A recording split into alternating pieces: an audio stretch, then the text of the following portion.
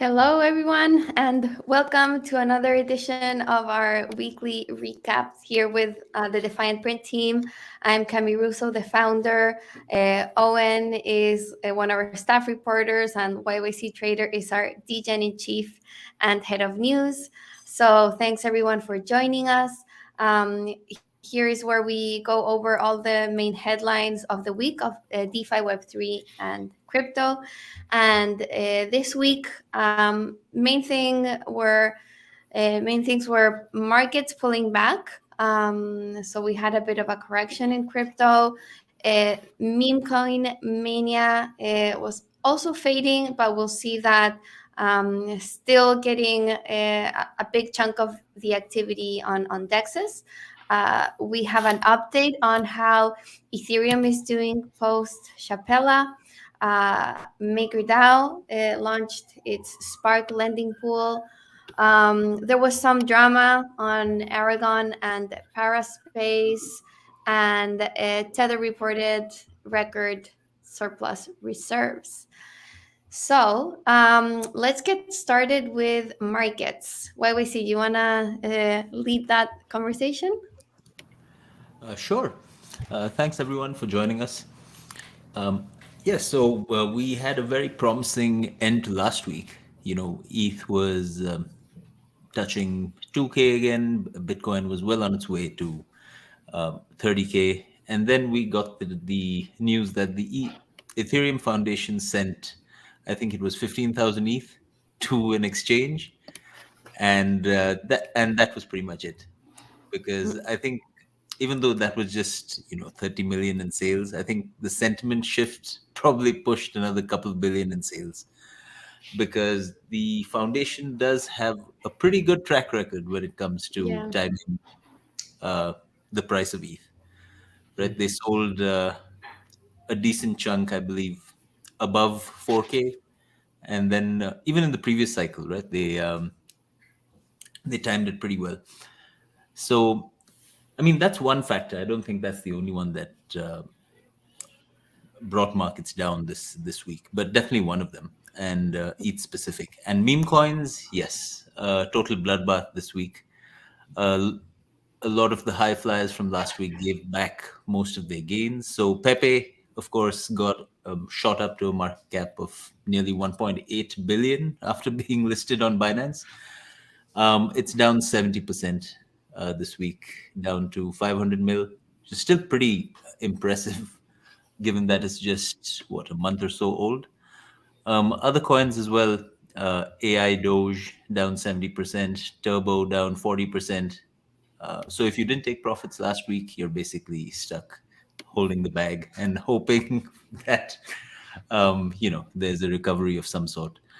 But on the bright side, ETH has been burning like crazy.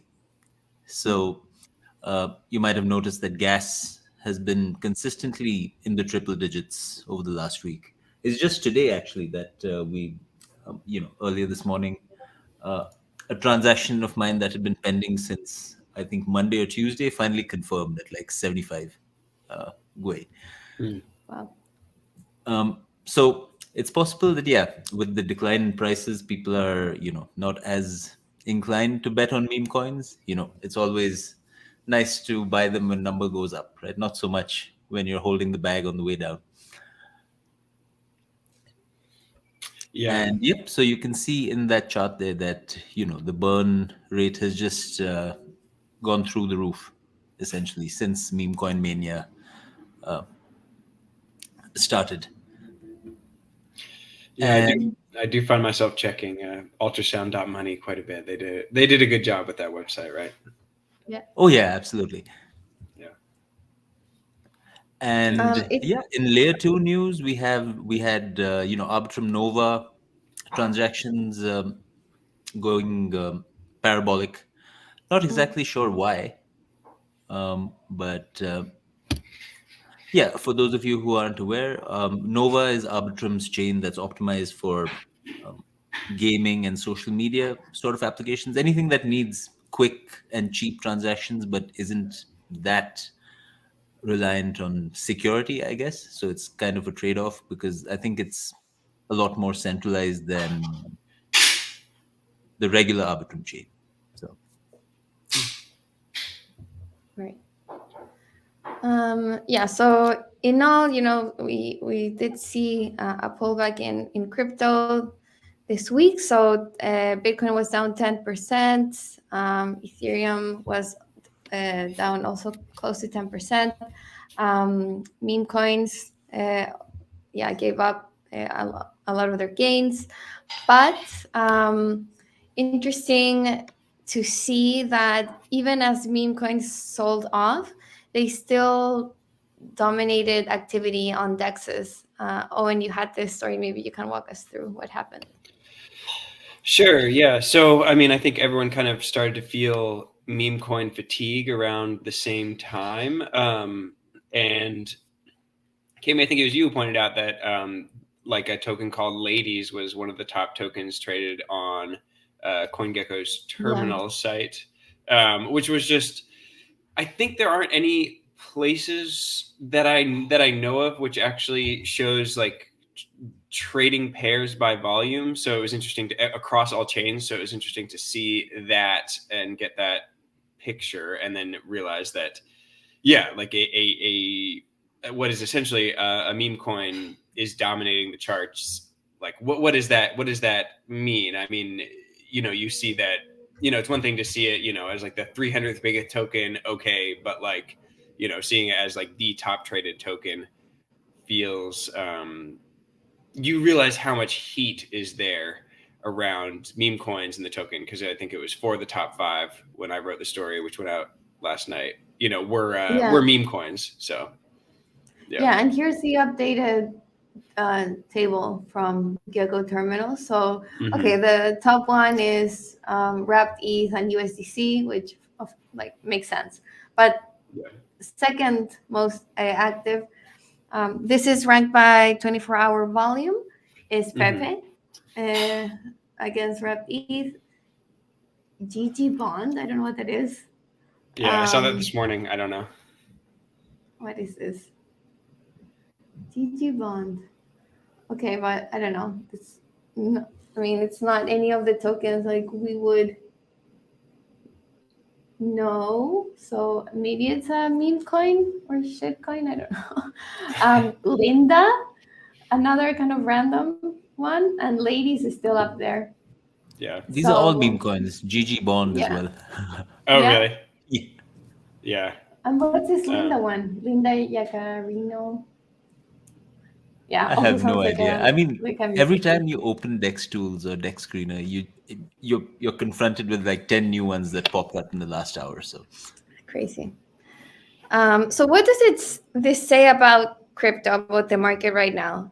That activity is dominated by these random coins. Yeah, I mean, that was the feeling, and I had, going into the article, I had my own kind of feeling around that, which is it's not the sign of healthy innovation in DeFi if people think the best way to make money is to deploy essentially a shit coin and try to rally the troops around it. Yeah, I don't think it's great. I mean, I think I was talking to a guy at Orox, which they develop a wallet and trading infrastructure, and he had done some on-chain digging and noticed that, he found one guy who I think had really operationalized like launching meme coins and I think seeding it with liquidity and then pulling the liquidity all at once as the token gained a bit of value. So he said he saw that like on a daily basis, or on an hourly basis, he was, maybe making, hundreds of ETH a day, I think, for a little while, employing that strategy, but also kind of employing it with like different flavors each time, I think is what he said. So, I mean, the high level takeaway was that sophisticated people are, as they tend to do, eating other people's lunch. And I think that is getting to the case now, whereas maybe the early people, whereas maybe Pepe, not so much, or some of the earlier ones, but now we're at that like highly PvP stage of this, 3-4 week hype cycle. And, it just gets more and more, I think, PvP as things kind of lose their alpha, so to speak. Oh, absolutely. And the fact that we have NFT traders in the mix, these guys are fierce PvP dumpers, man. They'll dump on like their best friends and not like have any regrets. So, yeah. Regards to rugs, yeah, definitely a lot more of them. And nowadays, you don't even need to deploy a smart contract to rug, right? Because it's the pre-sale meta, which is basically, a Twitter account pops up and says, yeah, this coin, I don't know, whatever a coin is launching. The pre-sale is going to be at so and so time. Send ETH to this address if you want to participate, right? And there's usually like a hard cap that'll be set, like the first 50 ETH is all that'll be allowed in. Yeah. So a lot of these coins initially did well, right? Like for the 4 coin, for example, right? The pre-salers who sold on day one were able to like hit a 30x right off the bat. But there have been a lot of cases where the Twitter account comes up, pre-sale goes through. Once the ETH is in, the Twitter account disappears. So, like that's the lowest effort rug you could potentially do, right? Without even touching. So there's not even a real token. It's just an announcement and an address to send money to. Yeah, I think Zach's been having a field day, kind of, picking up all these influencers who've been shilling coins. And of course, a lot of them launch coins with their own names, right? Like BitBoy launched Ben. Oh, that's BitBoy's? Yeah. I don't know if he launched it. I think someone else, at least based on my interview yesterday, I heard someone else launched it. But then BitBoy picked it up strangely quickly. And it's like, are you sure you want to tie yourself to that? But yeah. Anyways, continue. Coin. Yeah. On like the 10th most active is BitBoy's thing. I think it's like, well, I think the ridiculous. Been shilling it hard. Yeah. Okay. Yeah. Oh, okay. So he's like behind it. It's kind of like it reminded us of the beanie situation. You remember when Bloot came out? Do you guys remember that? A little. It was like a Loot. derivative of Loot, of course. right? So he came out with beanie Loot. And then there was this famous tweet of his where he said, I'm going to make it my mission in life to like include, like give utility to Bloot in like every project that I do and stuff like that. And that was like the actual Pico top. Right. And it just went to zero after that because, okay. So we're at that phase where there was like some initial, maybe legitimate, as legitimate as you can call meme coins, but like sure you can say like, okay, Pepe had like a real community behind it or whatever, like actual like not it wasn't a scam, it's just like a coin around a meme, but now that's devolved into opportunists, scammers just trying to profit off the hype. I think that's where we are in this cycle. And I think one of the reasons like a lot of the later entrants haven't managed to grab the same traction because everyone's fighting for the same liquidity, right? So this is a game of hot potato, and if like as soon as a chart turns, people will dump it and move on to the next. That's how people. So Pepe didn't have much competition for the first 2-3 weeks, right? So it was able to build up its market cap pretty much without anyone else to kind of draw attention from it. Yeah. I wonder if there's a lesson to take about like being first in crypto, which it does seem I don't know what you guys think, and obviously there are a lot of fine points to put on that, but it does seem like being first is important.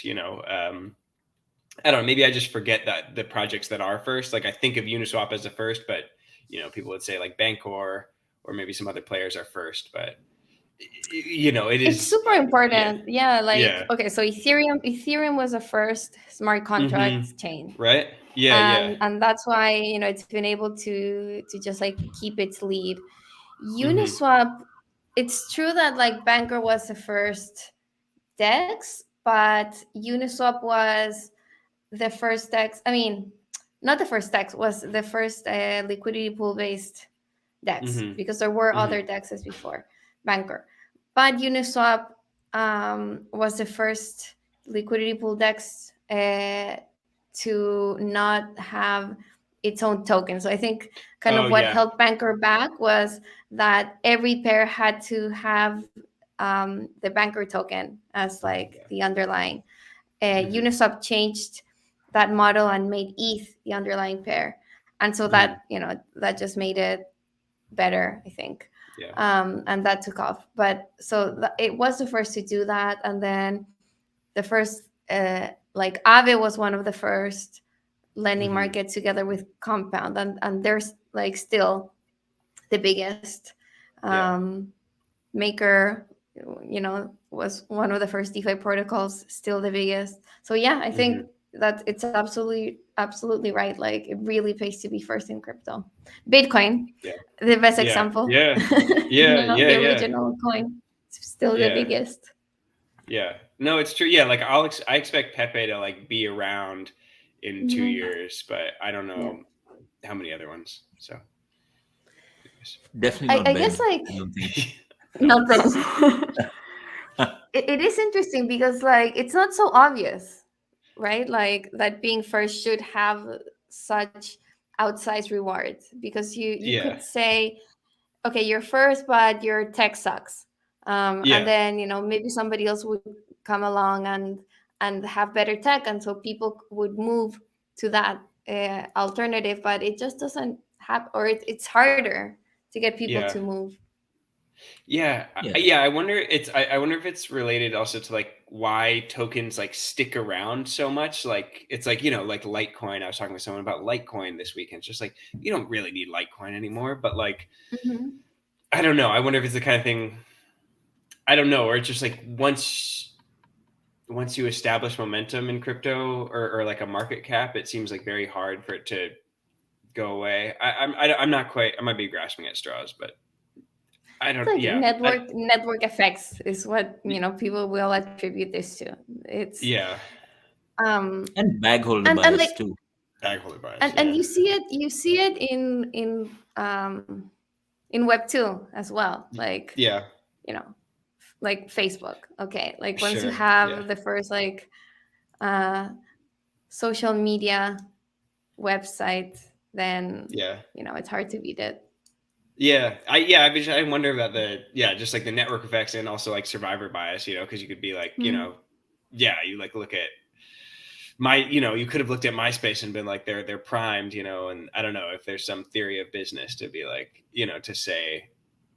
MySpace did do well for a while, right? Yeah, I know, and I'm just and then I think they sold, but was that just a one-off thing? Because I think Tom wanted to like travel the world and take pictures. The guy who founded it, I don't know. Oh, I don't know the backstory. Yeah, I think he like sold it and just like you didn't hear from him for a really long time, which is surprising. I didn't know that. Yeah. So. But like other examples that like I think Spotify was probably the first of its kind, right? Of like music streaming. Because like before Spotify, like you downloaded music like MP3s of like BitTorrent and like I don't know. What was I forget the name of the site that was LimeWire. There were like a couple of those. That's what I'm thinking. But they were like a different model, right? They were it was like more like peer-to-peer downloading like pirated MP3s or something. But Spotify like changed that model, and I think it was the first, and now it's still the biggest. Yeah, I wonder if like the token, you bring it back to crypto. Yeah, I wonder if the token makes it like extremely important to be the first or something. Like, I don't know. We're kind of. I need to like write a research paper about it. You know. So It's a it's mixed so bag, interesting because we've though. had some, like for example, like Olympus, right? It did really well, but Wonderland did better in terms of price action, right? Because they kind of gamified it a bit more and made it more degen friendly. Yeah. Both collapsed, but that's a different story. Yeah. But in terms of let's say Andre's Solidly, right? It was like bug ridden when it was first launched. So it was first, but it died. But now like Solidly forks have popped up on every chain, and it's like gaining traction again. Yeah. So yeah, there's probably a thesis there, but I don't know what it is. So yeah. Okay, so then moving on to other headlines. So we had this, talking about craze, this like ERC20 copy craze still going on Bitcoin. There's like this, we talked about it last week. The BRC20 tokens are really taking off, and there's this, it feels like this renaissance of activity on top of Bitcoin. And Owen had this story on what that's doing to the chain and Bitcoin forks. Super interesting. Owen, you wanna? Yeah. So yeah, it was hard to. I think there's a lot there which I didn't get in terms of an interview, like someone who is deeply involved in the Bitcoin community and understanding these motivations. Because we saw that some of these tokens, which you don't hear much about or didn't hear that much about during the last bull run, so Bitcoin Cash, Bitcoin SV, which stands for Satoshi's Vision, Ethereum Classic, all of these projects which kind of were relevant in 2017 were hot this week relatively. I mean, I think they've dropped off, and it was interesting to see them all going up at once. And yeah, I'm still not totally, to be honest, not totally satisfied with the answer, which I got from the Hero wallet, saying he thought people were just kind of betting on Bitcoin having a lot of action recently, and that kind of spilling over in the same way that people spill over and produce a bunch of meme coins. They spill over and try to catch the quote unquote next Bitcoin, which is entirely possible.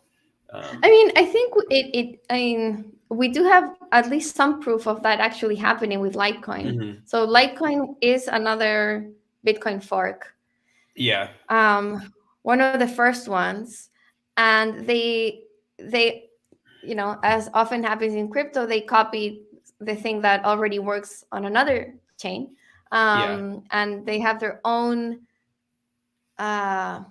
token standard, LTC20. And so that's really made transactions on Litecoin spike to the highest since just like a record. Yeah, beating the previous high they had in 2018. It's pretty interesting. I think like I just want to point out like the fact that these are called XR. Can you guys hear Cami? I can't. No. Cami, we lost you right when you're making a big point. We can't hear you right now. Hello? Yeah, you're good. Can you hear me? Okay, sorry. I don't know what happened to my mic. Okay. No, I was just saying it's really funny how these new tokens are called XRC20. Like there's a reason why Ethereum's token standard is ERC20. It's like Ethereum request for comment number 20. Like it was like the 20th request for comment for the Ethereum protocol, like back in the day. And Vitalik initially made the like suggestion that hey, like there should be a token standard. Then Fabian Vogelsteller, who now has his own blockchain, Luxo, he made he designed this token standard in like the ERC20, and so it was called the ERC20 token standard. And now randomly, like people are just copying that, that name. But it doesn't really make any sense that they would use that. But in any case, I think it's so interesting that Bitcoin is, adopting, that there seems to be more innovation happening, that they're looking to add smart contracts, or looking to add the ability to mint different token types. Well, we see you said you would try to set up a wallet and see what the actual process was like of trading these tokens. Did you ever get around to doing that? I set up the wallet, but didn't get around to funding it, and then the market kind of crashed. So I was just kind of waiting on the sideline. But no. Okay. Yeah. But yeah, it looks like it's still not very intuitive, I don't think. Yeah, that's the point, that it's still like really early stages. Like it's not like as easy as going to Uniswap and swapping tokens, right? Yeah. But I was surprised, I guess that was last week, the guy I talked to, they're somehow able to plug MetaMask into, like, at least the guy, it wasn't BRC. I mean, all these things get so messy especially when they first start. But I think it was like the SBRC, which he was starting with his project, which is also trying to do the smart contracts. Like they were able to use MetaMask for these transactions, which I was pretty surprised by, because I thought there would be no way MetaMask would be compatible, but I guess by using their solution, it was. So that's pretty cool. Yeah. Hikikomori. Hikikomori. Yes. Hey.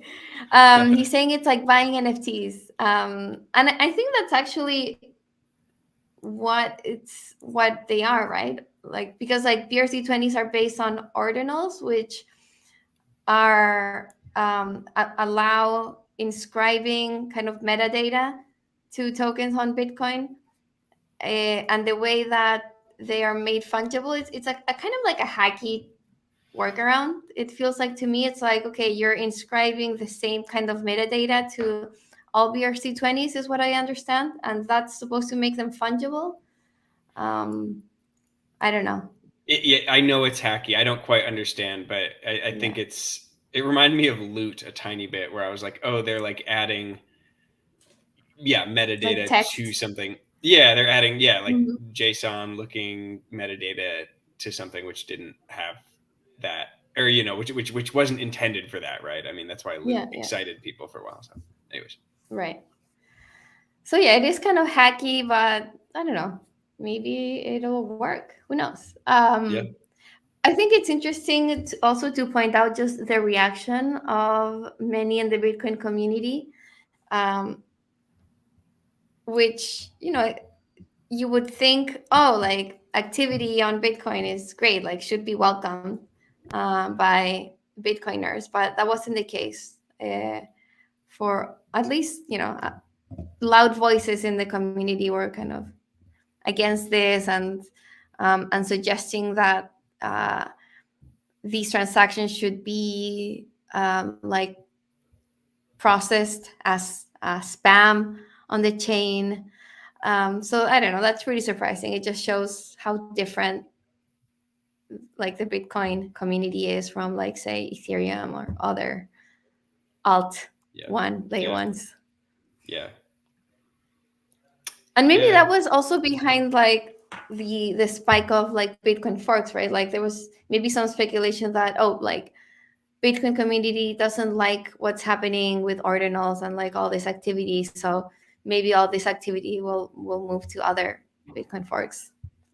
Yeah, that was the quote. I wanted to find someone who would say that, and I couldn't. But that was my suspicion, was that I would have to look into it. I would expose my ignorance. I don't know if Bitcoin Cash implemented Taproot and SegWit, both of which are used for the ordinals protocol. But that would also, like, if they hadn't implemented those, then I think, Cami, your idea would hold more weight. Yeah. So again, something that we'll keep tracking, whether all of this innovation on Bitcoin continues, and maybe we see, you know, more actual DeFi happening on Bitcoin. That would be really exciting. But then moving on to the originator of all these trends, the place where actual ERC20 tokens work, Ethereum. So we had a couple of stories updating on what's happening on Ethereum after Chapella. And it looks like ETH staking deposits exceeded withdrawals for the first time after the Chapella upgrade. So reminder that Chapella is a combination of two upgrades to the Ethereum chain. And the main thing that they did is that they allowed withdrawals of staked ETH.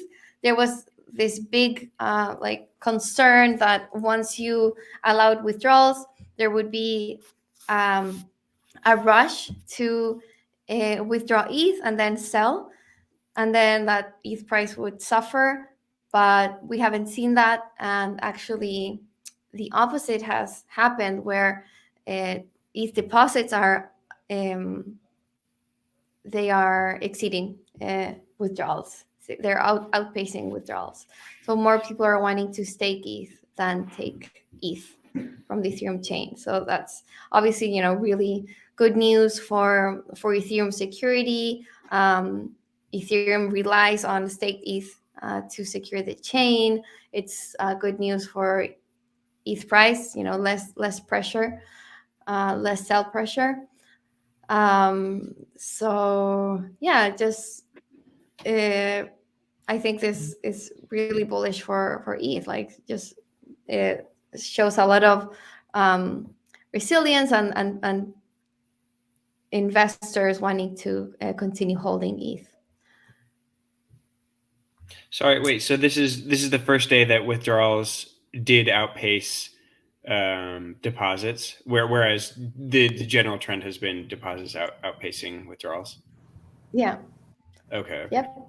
So Yeah. So there was a looks like 2.5 million ETH deposited versus it just like slightly surpassed it, but it's the first time it's happened.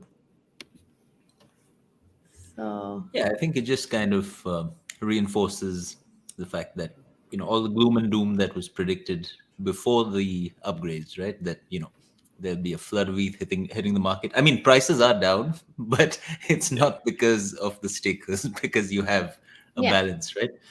Yeah. And are they? Do you guys know if they're? Or go ahead, Cami. No, go. Oh, just like, is the withdrawal, like, there's a queue, and, you know, is the withdrawal still throttled by the queue? Like, how much can we read into the withdrawals numbers? And I don't know the answer, but right now it's like, I think it's 5 minutes to withdraw, but to deposit the queue is like 7 weeks. Oh, crazy! There's a queue to deposit. Set up a validator as well. Yeah, there's a validator queue. So it's kind of the system's meant to smooth, you know, the system stay smooth, I guess, through like bullish and bearish cycles. Yeah. So when like things are pumping, you don't suddenly want, I don't know, a million new validators coming in, right? Sure. Who are just going to be transient, most likely. So yeah. That's interesting. So that's pretty impressive, I think, in terms of demand coming in post withdrawals being activated. I kind of thought there would be maybe it's like withdrawals were outpacing, or deposits were outpacing withdrawals, but that was because withdrawals were throttled and deposits weren't. But if they're both throttled in the same way, and the line is way longer for deposits, yeah, it is impressive. Do you think that has something to do with expectations for like price expectations? You know, it's like, are people thinking that now is a good time to buy ETH after this long bear market? So I don't know, is it it a signal that people are just like bullish ETH again?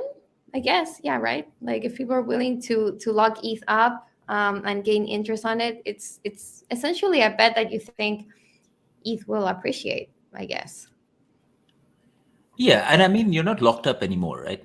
So, yeah, sentiment can change very quickly, as we've seen with like many projects. But yeah, I just dropped a link in the chat if you want to show that. That shows the queues in real time. Okay. So you can see that currently there are 4 validators who want to exit. So they'll be out in about 3 minutes. And 42,000 validators that want to join, but will have to wait 4 weeks, I guess. 3 and a bit. Yeah. Oh, so it's pretty quick. Yeah, that's amazing. I wonder if this will be that time, like when people are, when, I don't know, if that's like it feels kind of despondent. I wonder if people will look back on this as the, I don't know, time to get in on the market, dog days of the bear market. We'll see. But, there are all these bullish signals which aren't linked to price, which you're maybe alluding to, Cami. So, yeah.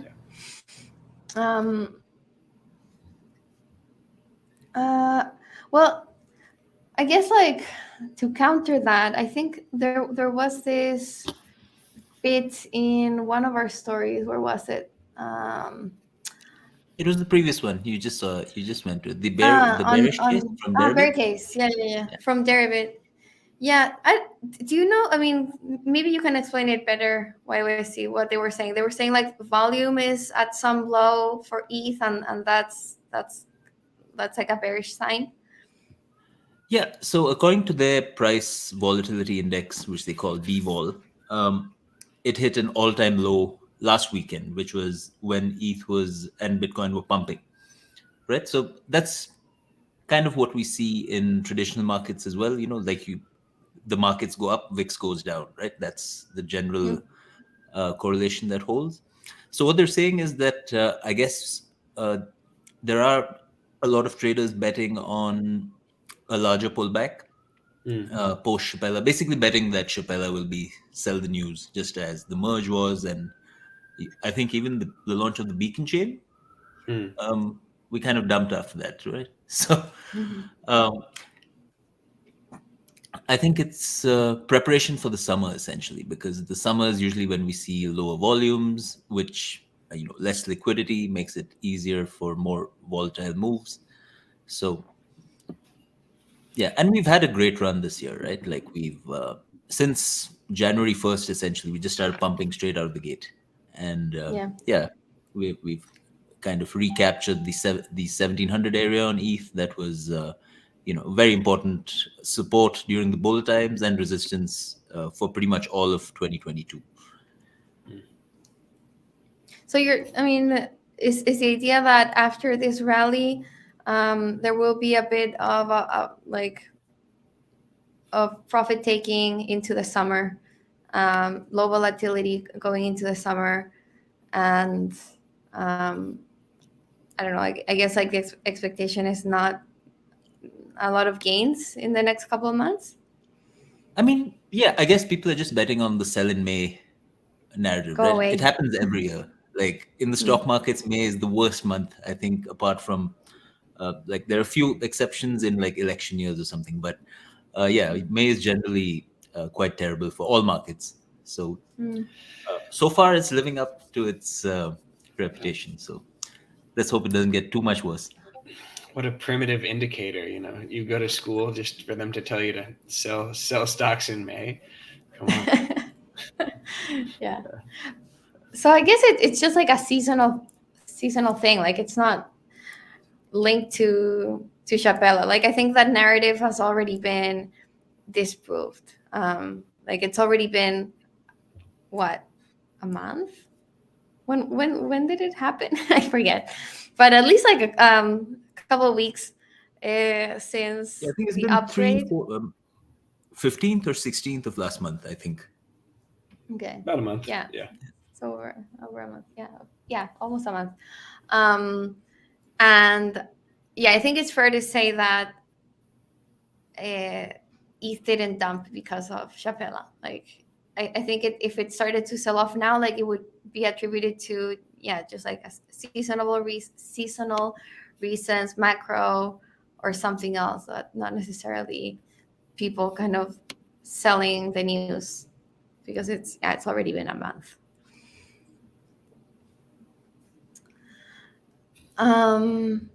Okay, and then now shifting gears completely, there was a bit of drama this week in crypto. So one news we had was on Aragon, and this is Sam's story. So there's like a lot going on here. I'm not gonna probably do the story total justice. I wish Sam was here to explain it, but Aragon. So Aragon is this DAO, which it's trying to kind of build an on-chain legal system for DAOs. And we actually had the founder on the podcast a while back, Luis Cuende, so you guys should check that out. But the what happened here is that Aragon is holding a treasury, which has outpaced the growth of its token. So, right now it's holding a treasury of 177 million, which is more than which is up from 25 million that it raised in a 2017 ICO. And while the treasury has grown, the ANT token still remains priced near its ICO price. So it has kind of lagged treasury growth. So this has produced this tension between the Aragon team and token holders, or at least some token holders, who believe that the token should be capturing more of the value of the DAO treasury than it actually is. So one of the token holders is Arca, which is a fund, and they have been for a while acting as like activist shareholders that we see in traditional finance, and have just been like pushing for Aragon to do like token buybacks or to distribute the treasury in some way to token holders, so token holders can capture some of that value. And it looks like Arca is now joined by this other group called RFV Raiders. I forget what RFV stands for. Do you guys know? Risk-free value. Okay. Risk-free value raiders. And so RFV Raiders, Aragon is alleging they've been kind of hoarding ANT tokens to pass this proposal to distribute kind of the treasury, and Arca is like wanting the same thing, but Aragon doesn't want to do that, and instead they are repurposing the treasury into a grants program to distribute money to people building on Aragon. So it's this kind of really big fight that's been ongoing in the Aragon ecosystem. It's hard to say who's right here. It's like you can see the pros and cons to each side's argument. Like Aragon is saying, we'd rather like distribute the treasury to people providing value to the DAO. Token holders say, like our token hasn't appreciated in line with the Aragon treasury. In the end, if there's governance, you should like listen to what the token holders are voting and saying. But Aragon is not doing that. So yeah, it's a big mess.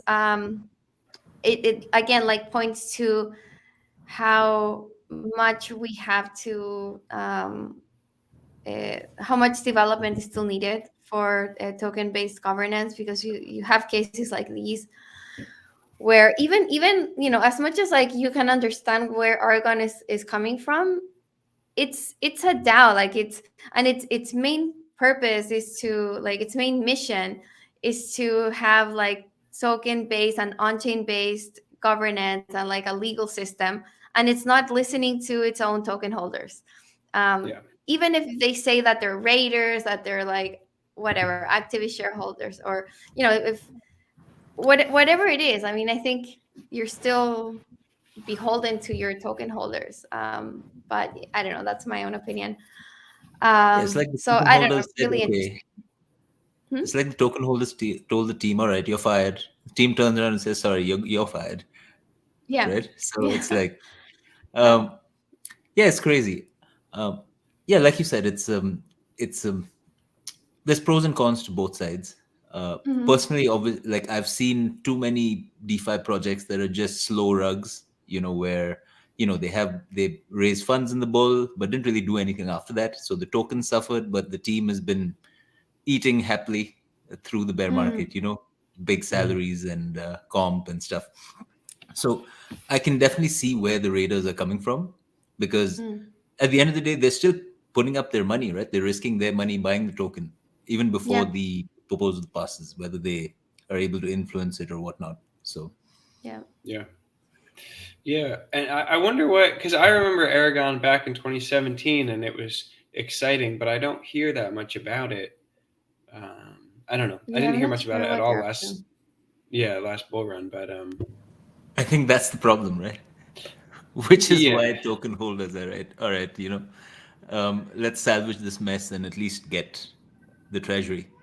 Yeah, because Yeah. I was excited by them. I remember when I first heard about them, I was like, oh, like an OS for organizations, like fascinating. That's one of the big aspirations of crypto. But yeah, I haven't seen much from them. So Yeah. Hasn't really come to fruition. Um, this group RFV traders, RFV raiders. It's interesting. Like Aragon is saying that they've also targeted Invictus DAO, Faye, Rome, Temple, and they say they're responsible for dissolving Rook DAO. I don't know if like how true that is, but I if mean, it's honestly, yeah. all those protocols useless. I mean, I don't want to be like rude, but like they did nothing with all the potential and the capital that they raised, right? You remember Faye, 2.5 billion Yeah. in RFB, at launch, and what? Just pretty much, I'd say a slow rug down the road. But I see like the co-founder's name in a lot of angel rounds these days, so clearly, like it worked out for him.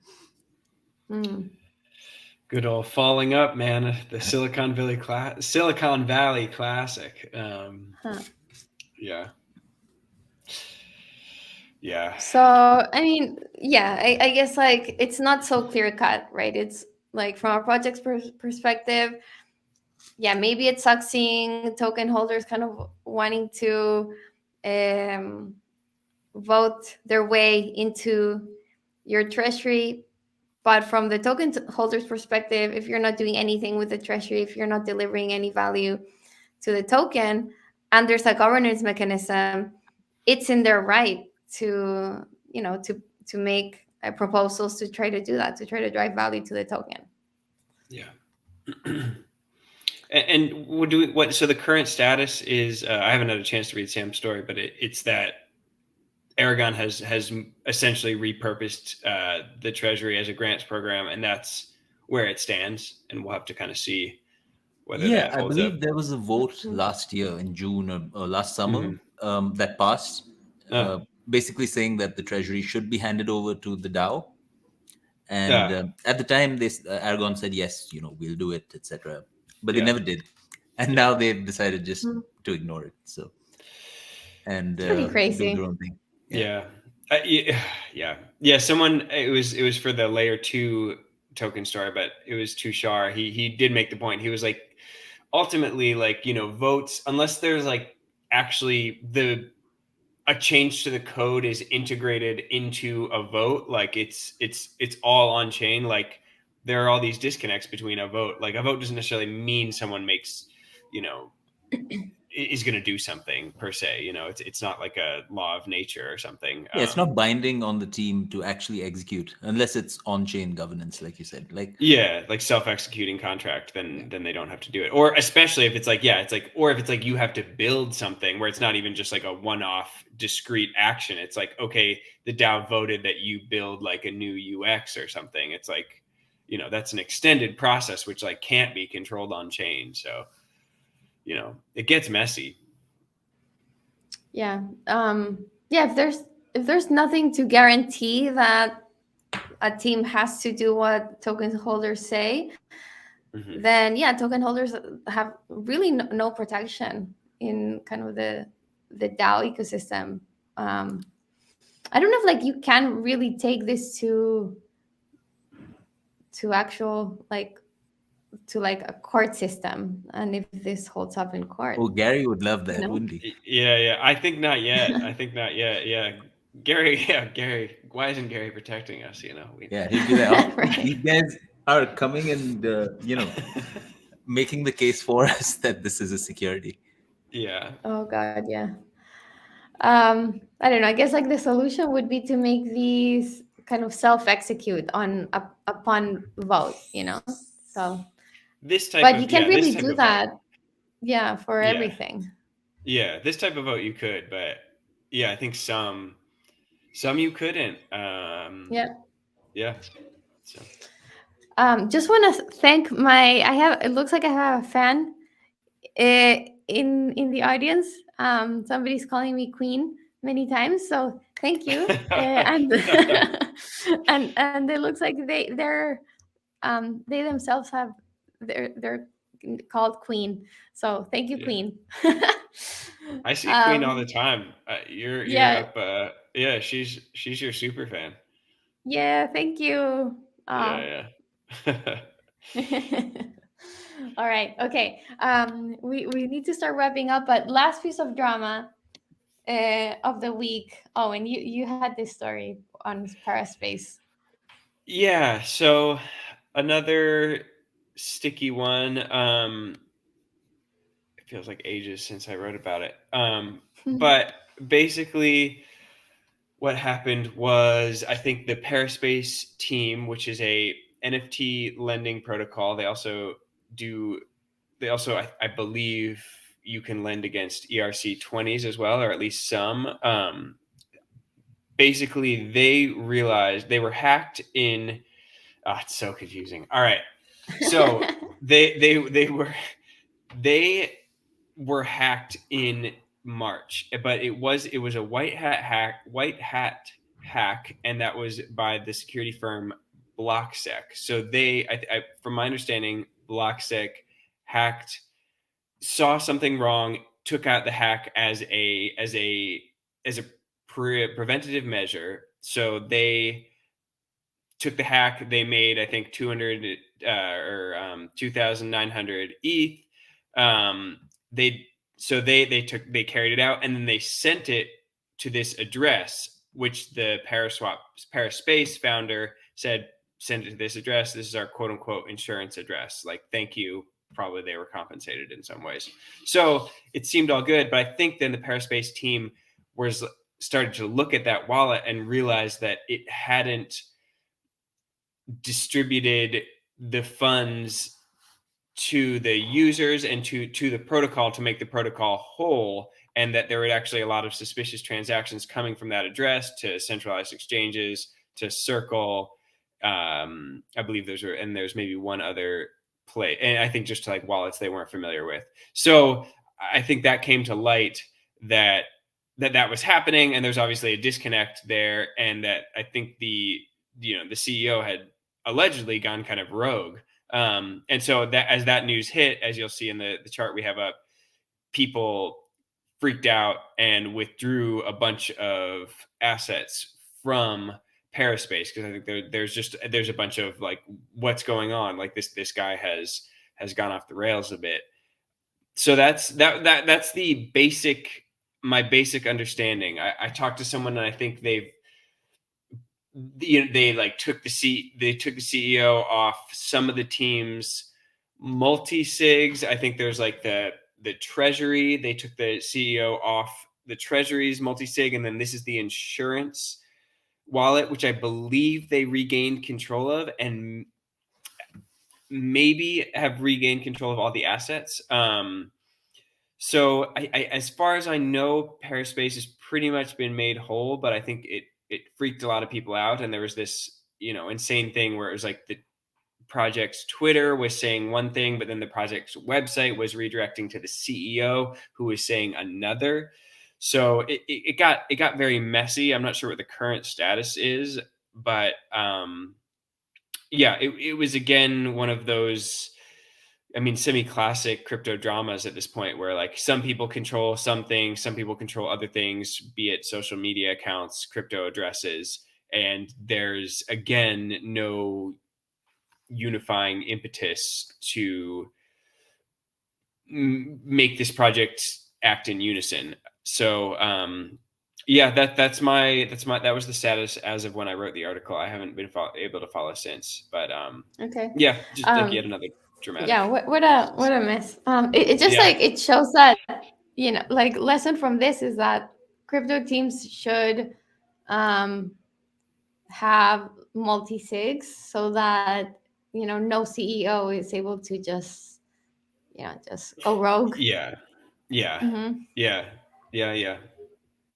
I'm not sure what the current status. I should hop in their Discord and see what the CEO is saying most recently, but because I think he went dark too, and they haven't been able to get a hold of him, but he was still posting on social media. So okay, and then to wrap up, I think let's cover this Spark Lightning protocol by Maker. Wait, are you on top of this, or Owen? I didn't write. I'm not sure. I've just seen it kicking around Twitter. It's a fork of AAV3 essentially, with just a few assets to start off with. So you have ETH, staked ETH, DAI, and savings DAI, which is the new token that is basically introduced with the launch of Spark. So SDAI or savings DAI is basically DAI that's been deposited in Maker's savings rate module, which pays, I think, 1 or 1.1% or something like that. Yeah, I think it's 1. So they've made a token that is yield bearing DAI essentially. So I think the goal would be to have that replace like regular DAI as probably a DeFi based asset, like similar to the trend that we were seeing with like staked ETH tokens, right? Because why have a non-yield bearing token when you can have a yield bearing one? I think that's just the question that people ask, right? It's free money that you're leaving on the table if you aren't. So it's just these few assets to start off with, and I believe as a condition of being able to fork V3, they're going to share some of the profits with Aave. So I forget what that DAI savings. I think, does it come from like the Maker treasury, or does it come from money they make on other people's interest the protocol makes from other people's leverage positions? I'd have to. Where does the interest come from? Yeah, that 1%. I think that's just minted, right? They just like toss you extra DAI? No. Doesn't it come from like borrowing fees? That's what I would I assume. think it's just from the Maker protocol fees overall, like it's paid out as like an expense item.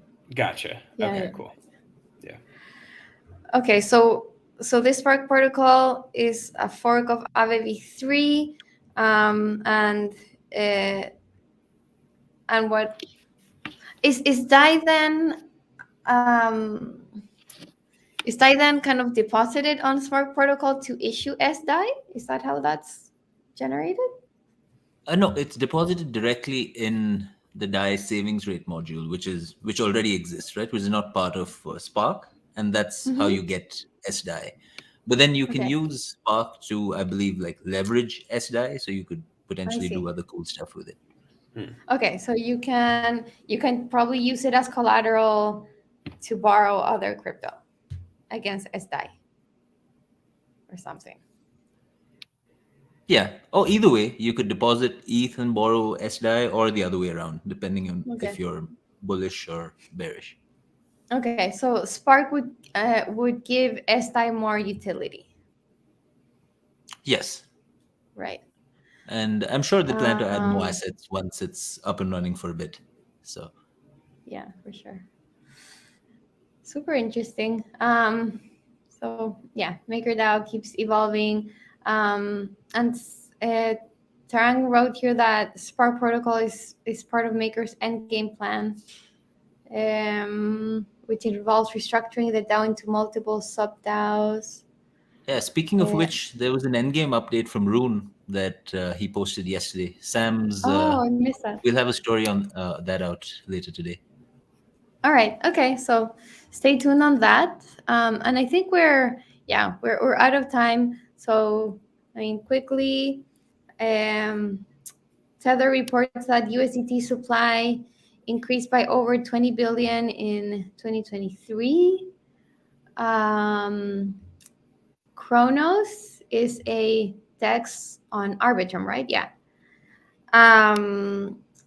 And which had TVL rise to 230 million after it used the VE tokenomics introduced by Curve Finance, which incentivizes kind of staking tokens. Is that right?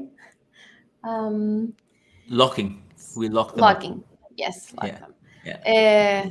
So, and then this Deloitte taps Polkadot's Guild protocol for KYC credentials. So finally, some news out of Polkadot. That's another protocol that's gone, or like chain that's gone kind of quiet. Yeah, so those were the main headlines we covered this week. As always, tons going on. To recap, I think, main trends that we've been covering and watching is obviously the markets, meme coins, the rise and fall and potential rise of meme coins, activity on Bitcoin picking up with BRC20 tokens, BRC20 tokens spilling to other Bitcoin forks like Litecoin, update on Ethereum post Chapella with deposits exceeding withdrawals, Maker launching Spark lending protocol. So yeah, tons going on. Everyone, remember to subscribe to our newsletter, where you'll get all these news daily. Subscribe to our YouTube channel. Hit like and subscribe right now if you haven't. Listen to our podcast and just stay tuned with all of the amazing content that we are publishing every day. So thank you everyone for joining us, and happy Friday, and good weekend to everyone. Bye, y'all. See you guys.